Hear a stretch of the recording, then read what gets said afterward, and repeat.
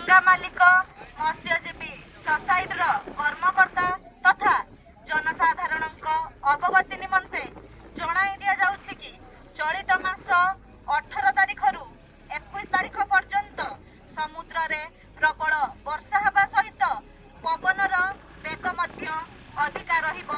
तेणु आज पाखरु समस्ते 21 तारिख पर्यंत समुद्र भितर को माछ धरिबाकू जिबे नाही।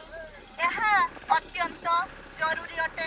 निज निजर माछ धरा उपकरण गुड़िक सुरक्षित स्थान रे रखिबे और निजे मध्य सुरक्षित रहिबे। यहाकू अमान्य कले आईन अनुଯାयी दंडित हेबे।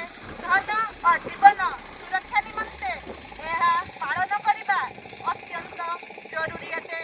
सहकारी मत्स्य अधिकारी सामुद्रिक संप्रसारण चंदनेश्वर बालेश्वर।